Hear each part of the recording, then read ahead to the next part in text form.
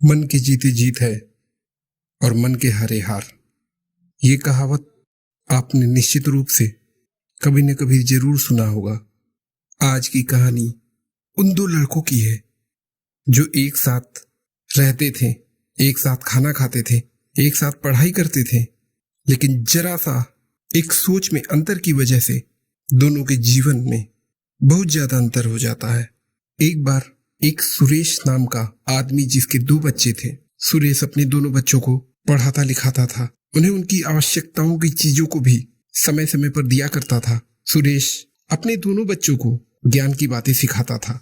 एक दिन सुरेश अपने दोनों बच्चों को कुछ सिखाने के उद्देश्य से उन दोनों को अपने पास बुलाया और कहा, बच्चों, मैंने अपने बागीचे में एक कीमती सिंदूक छिपा कर कहीं रखा है। तुम दोनों में से जिसने भी उस सिंदूक को खोज कर लेकर आएगा, उस सिंदूक में छिपे सारे कीमती वस्तु उसे दे दिया जाएगा।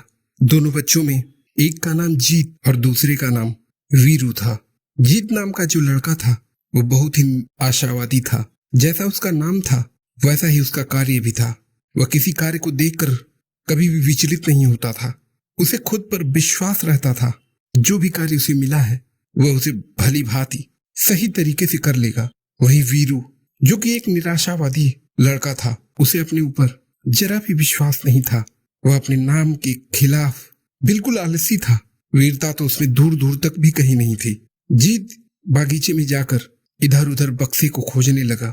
वहीं वीरू थोड़ी दूर जाकर एक पेड़ के नीचे बैठकर ठंडी हवाओं का आनंद लेने लगा और धीरे धीरे करके उसे नींद आने लगी और वह वहीं पर सो गया।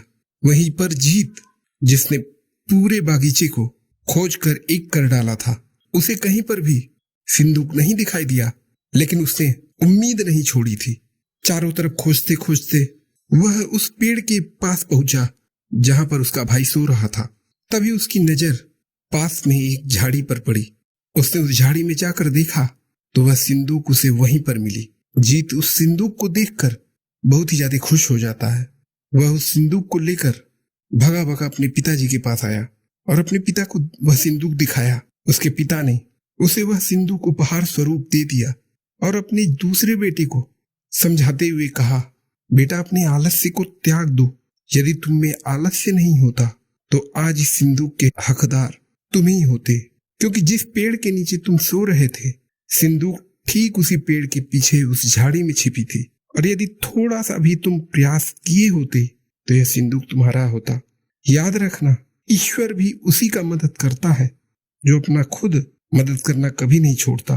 तुम्हारी ही तरह यदि जीत भी थक कर वापस आ गया होता या कहीं सो गया होता तो यह सिंदूक उसे भी नहीं मिलती। लेकिन उसने सब जगह खोजने के बाद भी जब सिंदूक नहीं पाया, तब भी उसने खोजना बंद नहीं किया और अंत में उसे उस झाड़ी में सिंदूक मिल ही गई।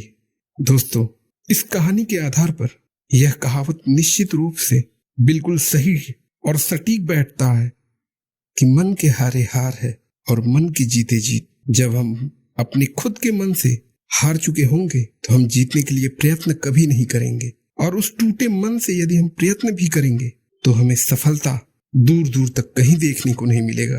किसी जीत के रास्ते में हमारी सबसे पहली लड़ाई हमारे मन से होती है। हमें अपने मन पर विजय प्राप्त करना होता है और उस पर विजय प्राप्त करने के बाद आगे की लड़ाई आसान सी होने लगती है। इसलिए अपने मन को कभी भी छोटा नहीं करना चाहिए। किसी भी कार्य में खुद को हमेशा विजयी मानना चाहिए, और केवल मानने से यदि चीजें सही होने लगे तो फिर क्या बात है। उसके साथ साथ कर्म भी हमें करना पड़ता है और उसी कर्म के आधार पर हम उस सफलता को बड़े आसानी से प्राप्त कर सकते हैं, जिसके लिए हम प्रयत्नशील होते हैं। याद रखिए, हम अपने मन पर भी विजय तभी पा सकते हैं जब हमारे मन में निगेटिव थॉट्स बिल्कुल ना के बराबर होते हैं। और अपने मन से निगेटिव थॉट्स को निकालने के लिए सबसे बेहतर कार्य ध्यान, योगा, प्राणायाम, जिसके आधार पर मानसिक व शारीरिक दोनों तरह की स्वास्थ्य को बिल्कुल सही कर पाएंगे और सभी क्षेत्रों में सफलता प्राप्त करते रहेंगे।